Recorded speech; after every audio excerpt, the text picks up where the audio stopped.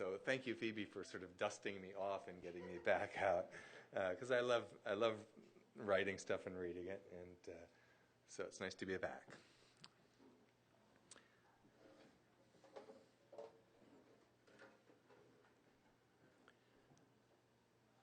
Is that the phone? What? What? I said what? Is that the phone? Is what? That. Ringing. I don't hear it. Maybe it's your hearing aid. What is? The phone. Oh, okay. I'll go get it. My parents are 181 years old, collectively. A prime number. They've been married 61 years, also a prime number. My mother's a mathematician who for 12 years has been unable to do subtraction. My father, a physicist who can no longer explain the difference between speed and acceleration. That is to say, they are no longer in their prime. I write and draw cartoons, and I'm working on a comic book about the not-so-funny moments of aging. Here's one comic. My mother drops a Kleenex. She lets go of her walker, bends over to pick it up, but keeps going and face plants on the hardwood floor. She's bleeding from both nostrils, and my father calls 911. If you didn't know me, he tells the dispatcher, you'd think I punched her in the nose. That was his mistake. They don't know him. The dispatcher misinterprets the message and sends it out as suspected domestic violence. In 7 minutes, the house is surrounded by squad cars, and multiple megaphones are blasting instructions to my father to come out, hands high, don't try anything. There's a standoff for over an hour until a neighbor sneaks in through the basement and finds them sitting on the couch. My dad reading aloud, my mother icing her nose, neither one of them wearing their hearing aids. Cartoon number 2. My father is sitting alone at the kitchen table doing the Sunday New York Times crossword puzzle. Where's Mom? I ask. They always do the crossword puzzle together. Picking flowers, he says, without looking up. This is a huge red flag. Her walker is near the sink. He's almost done with the crossword puzzle. Their eggs are cold.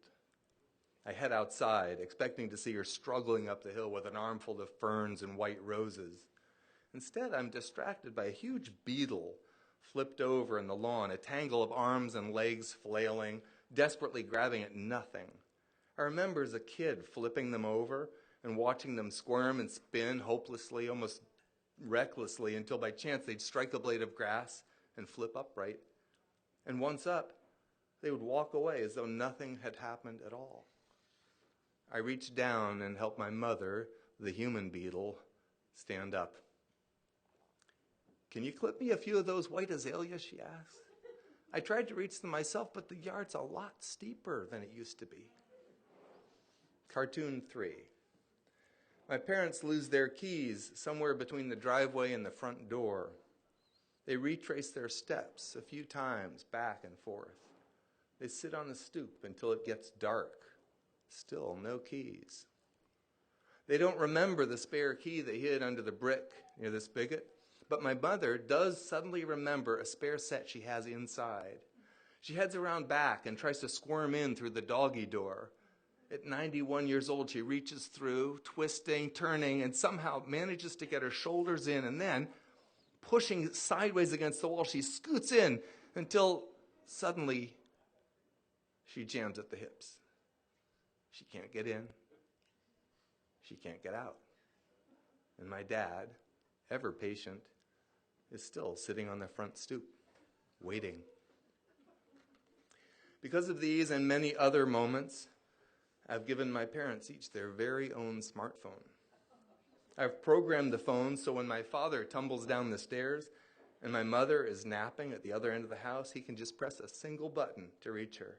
They're like kids at Christmas, and they want to test the phones right away, so my dad goes into the living room, lifts the phone to his mouth, and says in an old person loud voice, Can you hear me? My mother, still in the dining room, 14 feet away from my dad, phone pressed to her ear, says, yes, I hear you. Wow, it's so clear. I do not have the heart to tell them. I haven't turned the phones on yet. So that's Mom and Dad. We're going to shift gears. This is a short story. There's a lot of bullying that's going on in the world these days in all sorts of ways. And I think this story is probably relevant. I hope so. Sticks and stones. I got a wedgie after math class. That's when they grab you by the back of your undies and yank. It was Quincy Polkman who did it, but he had to get about 5 other guys to hold me, and they knew it wasn't a fair wedgie. If you see someone's tag, it's a fair one. But Polkman didn't see anything. The only reason I even got tweaked was that Chet Nordquist was in my gym class, and he saw me put my undies on inside out.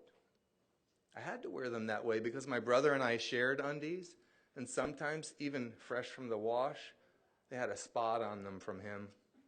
I knew the spots were from him because he'd wear the same pair about 5 days in a row. I figured if I wore them inside out, it was just kind of like having my own pair. At least I wouldn't be sitting on the same side he sat on. I knew I was in trouble when Chet called me on it in the locker room. Those are backwards. He said, don't be a dork. Inside out, you mean, I said, as I took them off and twisted them around, pretending to undo the embarrassment. You see Collins' sock today? His heel's like one big hole. What a backward or inside out, Chet said. Either way, you're a douchebag. You're a tampon, I said. That was a mistake. I should have just agreed I was a douchebag. My other mistake was putting my underpants back on inside out. I knew it was Chet who told Polkman about my undies. He was always telling him stupid things about other people just to get a few brownie points. Most people didn't want to be friends with Polkman or any of those guys. Not just because they were bullies, but they were in the 6th grade and we were in 5th. Polkman's best friend, Stu Heflin, had to do 6th grade at least once already. And they would have held Polkman back if the teachers hadn't felt sorry for him. The trouble was, you couldn't do anything to Quincy Polkman. No one could. He could walk right up to you, knock your lunch tray out of your hands. You just had to take it. Once, walking down the hall, he slammed me in the face with his book bag right in front of Mrs. Kelly. She didn't even give him a demerit. Even Mr. Buzzard, who walloped everyone sooner or later, never laid a hand on Polkman. Polkman was a hemophiliac. No one really knew what that meant, but we knew that if we hit him, he could bleed to death, probably in about an hour. And the odd thing about it was that he could bleed to death without ever even getting cut. And if he ever did get cut, even a small cut on his finger, he'd have it bandaged for about 3 months. If anyone else wore a bandage for more than a couple of days, someone would rip it off during lunch and we'd razz the kid for being a pansy. Quincy didn't look like any different from the rest of us. He was smaller, though we didn't seem it. His legs were skinny as a bird, but most of the time he wore loose pants and you actually forgot he was different at all. Of course, as soon as he'd move, you'd hear the click-a-click of his knee braces, so you'd clear away just in case. There were a lot of things Quincy wasn't allowed to do, and we all knew what they were. He couldn't ride bikes, couldn't take PE. In assemblies, he had to sit on the lowest bleacher, and he wasn't even allowed to go to the school mixers. The day after the first mixer, Brian Cheney joked that Polkman couldn't go to the dance because his parents were afraid he'd bruise his lips kissing a girl and bleed to death. It was a joke, and he said it when Quincy wasn't even around, but somebody must have squealed because Brian was out of school for about 2 weeks after that. Everyone said Quincy was waiting for him in the woods on the way home and threw a brick in his face.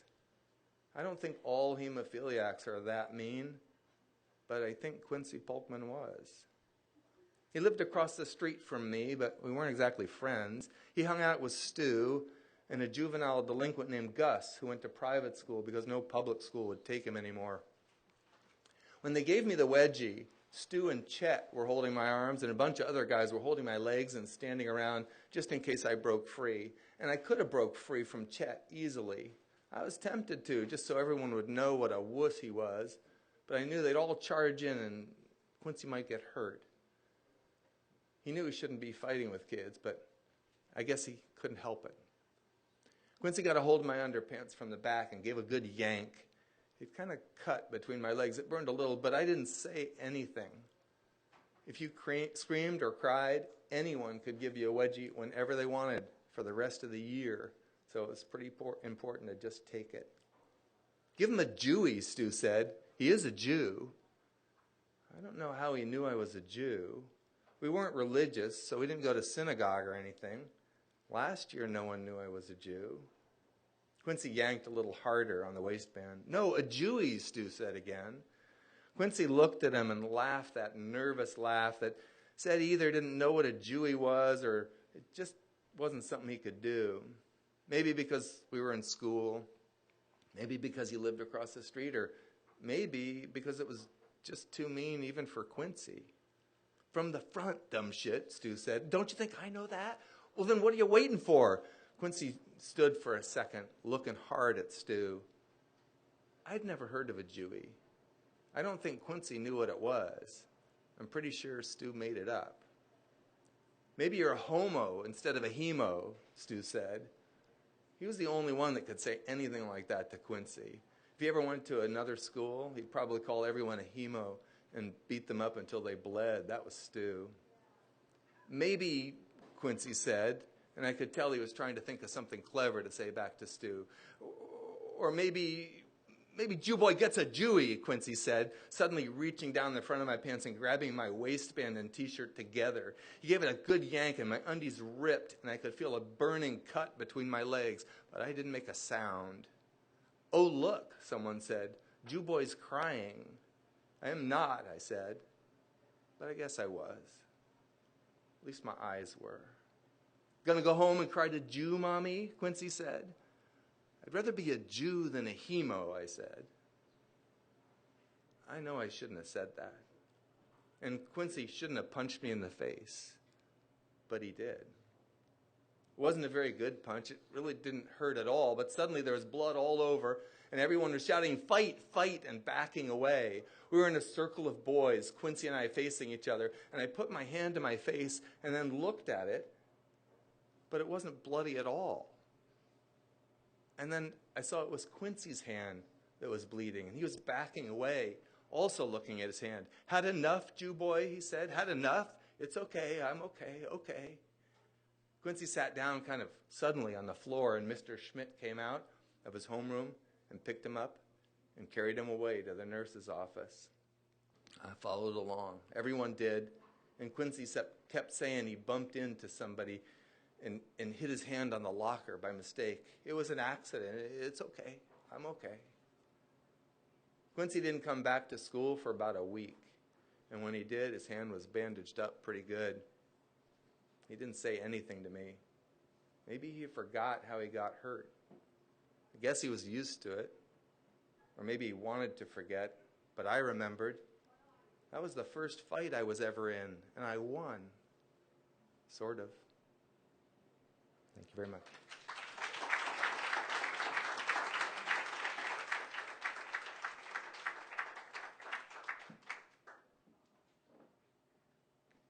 Thank you. Next we have another treat, and I understand that tonight is the launch of Paul Hunter's new book. Is that right? This is the launch reading of Paul Hunter's new book, and the title of the book is? Clownery. So Paul's work has been published in 7 books and 3 chapbooks. His first collection of farming poems, Breaking Ground, was published in 2004 by Silverfish Review Press. It was reviewed in the New York Times and received the 2004 Washington State Book Award. He has been a featured poet on the NewsHour. His new book, Clownery, In Lieu of Life Spent in Harness, was just published by Davila Art and Books in Oregon. So please welcome, with his brand new book, Paul Hunter.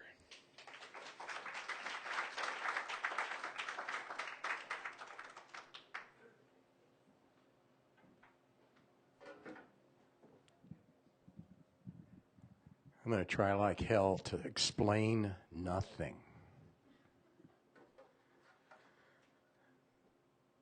So there's this dentist who's working late, and comes a knock on the door. He goes and he opens the door, and there's a guy standing there. And the guy says, Doc, you got to help me. He says, well, what's your problem? He says, I think I'm a moth. You think you're a moth? Yeah, I think I'm a moth. He says, well, in that case, you need a psychiatrist, not a dentist. He says, I know. He says, then why'd you come to me? Then your light was on.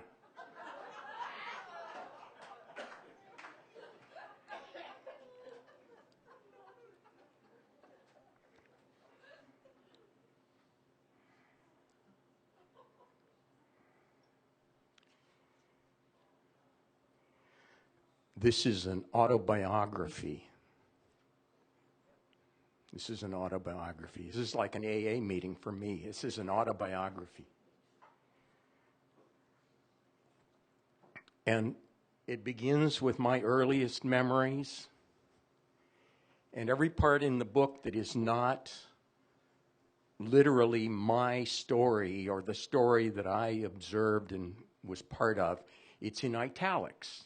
So the first piece in the book is in italics because I was there, but, you know, it's slurping and gushing and stuff like that. It's a birth. And the ending of it is a death, and it didn't happen to me just yet. Although I've seen plenty of deaths, and there are some deaths in this book. The birds on a wire behind his grandparents' store were his first.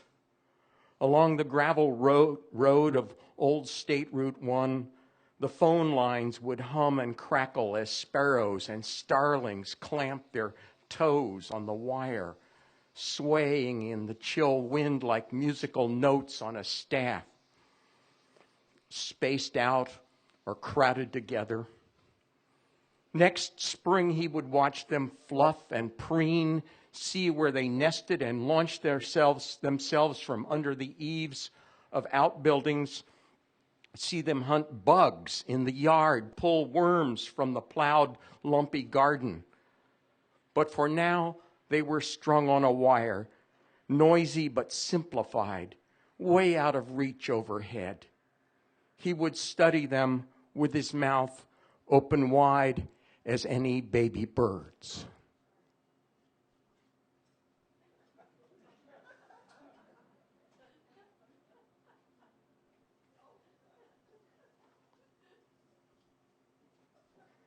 That is the hardest mask there is.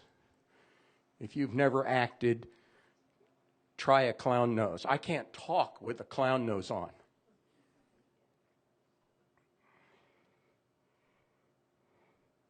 His parents took the little clown to his first circus, where the real show was the sideshow, not so noisy and up close.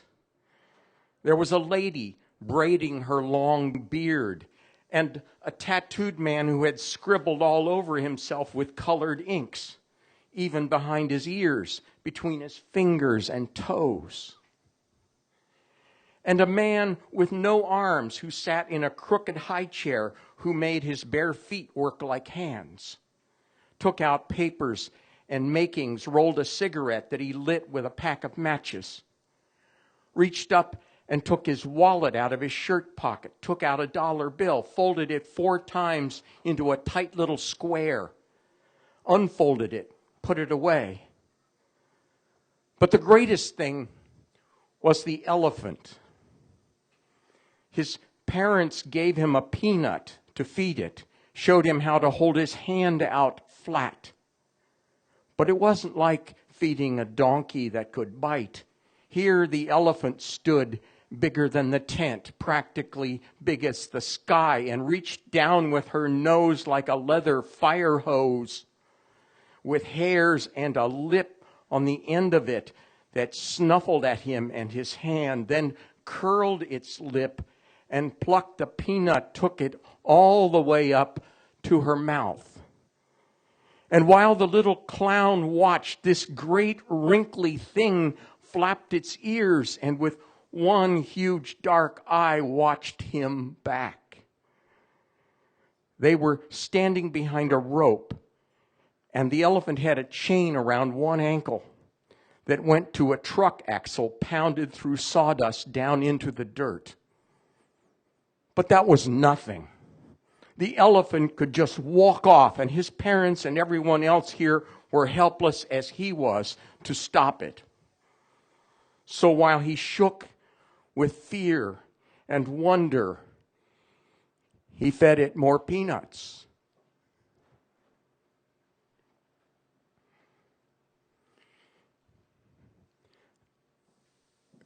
Kurt Vonnegut would call this book post-TV writing. He said that about the middle of his career, he realized that nobody had the focus or the attention span to read long things anymore. So these are like these little prose poems. They're condensed, they're squeezed, they make the point they're going to make, and they get off stage. He was watching his dad draw a horse. They sat at the kitchen table late Sunday morning after church. This horse was the only thing his dad liked to draw, the one thing he gave himself up to completely, took his time, got into every detail, and always drew the same one. The little clown could almost feel the velvety nostrils and lips quiver under the soft pencil, the teeth chomp, the twitchy ears swivel in all directions that showed both the horse's mood and what it was listening to. Each muscle of the neck and chest and legs, the hooves that were heavy and light, the still pool of the dark liquid eye. The little clown had a hobby horse with the exact same head nailed to its broomstick, the same nose and chin, the same fine eyelashes. Though it appeared under the Christmas tree with other presents from Santa, he could tell where it was from if he just thought a minute. It was the one thing his father seemed to love enough to look at that long and that close that he would share. Next to his dad's drawings, his own were scratches. His horse was a potato that grew a long nose and a saddle like warts. He'd carve a bridle onto its head like a cage.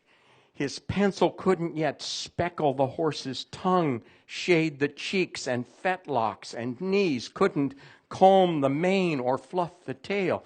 It's like his dad's pencil was was touching an invisible horse ever so lightly that the touches would slowly make visible. His dad never drew bridle or saddle or harness. His horse ran free. But was it even a real horse? It was the horse he kept stabled in his mind, knew and cared for, went to over and over, that but for his drawings, nobody else got to see.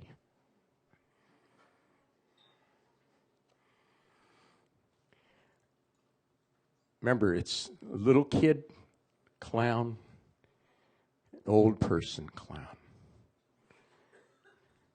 At the beginning of the book, before the first page of text, the word clown, the definition out of the OED. Clown is, it says clod, clot, lump in Old Frisian Dutch. A countryman, rustic or peasant.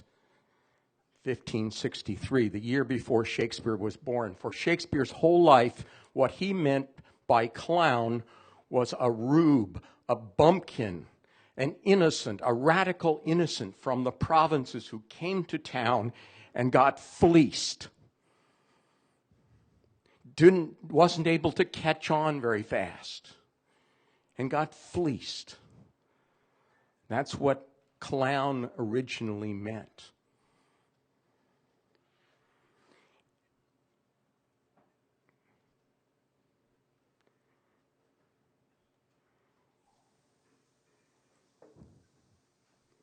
His mom took her two little clowns home for the duration, as they called it. I was born 1943, before even most of the officials in the United States thought we would win the war. 1943. And my mother's father and mother had a general store in a rural community in Indiana. This is where I get my farming stuff. For the rationing of meat and butter, rubber and gas and shoe leather, for the victory garden worked by grandparents overgrown as ever, home to her sister who also had a little boy with a father overseas, home to nights around the radio, everyone hungry for news from halfway around the world, home to the outhouse and old farmers clomping into the general store to get their mail and talk over the latest. Farmers who used the wrought iron boot scraper by the door, the rockers and benches on the porch, the shiny brass spittoons. He was scratching frost flowers off the inside of a kitchen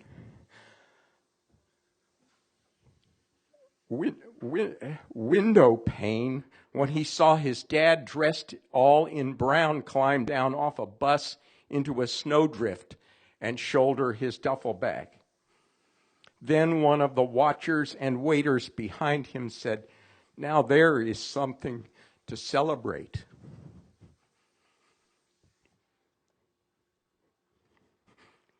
Most people's memories kick in when they're 4, 5, 6, 7. I have memories of a year and a half, 2 years. And that one, scratching the frost off a window pane and seeing my dad get off the bus. That's the winter of 45, 46. So I was less than 3. Let's jump just a little bit. Let's do a little fiction. This circus clown fell in love with an elephant. More precisely, he fell in love with every grand thing about her. Her 300 pounds of hay a day, her crazed baggy suit, her mountainous poop, her hawser fire hose nose that could pluck and shuck a lone peanut. He especially loved how, when they'd chain her in place by one ankle, swaying side to side, she'd put herself deep in a trance, levitate, and depart. His heart was taken with her vast, pure, substantial intelligence that remained fleeting and delicate. At first he couldn't tell and didn't even care if she loved him back. The sign on her cage said Jasmine, but that couldn't be her name in elephant. He wondered what he should call her, what her real name could be. Did she even have a name? Maybe her name was an ancient rumble of pleasure and warning in her mother's throat. What did she call herself? No wonder she mostly didn't answer when he spoke. So like all true lovers at last, the clown greeted her saying only, "Hey, you." In her presence, feeling his eggshell words drop and break. They worked up an act he called the statue. He led her into the ring, sometimes painted pink if there was time for the messy scrub down after. Then he went into his drunk act, usually the one full of oblivious happiness, but not always, staggering, leaning against her as he tried to tie a shoelace that squirmed and threatened to crawl off. At his signal, finger to lips, she would stand in place while he did the act around her. A clown cop would come by and a clown lady of the evening. He would try to whistle at the girl but would fail to make a sound, so the elephant would raise her trunk and the band would blow a foghorn. He loved how the elephant was invisible to everyone but him, how the girl clown found him irresistible, though she was a head taller and too wide to see around. How the clown cop would go to arrest him, but the elephant would stick out her trunk and he'd be knocked out by her breath. She could stand forever, hold still for him no matter what petty mayhem swirled around them. And after the applause, the bows, backstage he would bow again and turn out his peanut pockets to thank her. The clown dreamt of helping her escape, slipping away some foggy night and hiding in the woods till the circus moved on and the sheriff quit looking. But that was impossible. Her very non-belonging in a thicket would make her obvious. Besides, what would she eat? He wished he could afford to keep an elephant, though come to think of it, having just one would be cruel. He knew she was lonely, that she wanted the whole herd within reach of her trunk, her family grazing a wide savanna where but for a monsoon season it might rain a little every other day, with rivers, mud wallows, dung beetles, the warm, pungent land of her dreams. Okay. Anyway, thank you very much.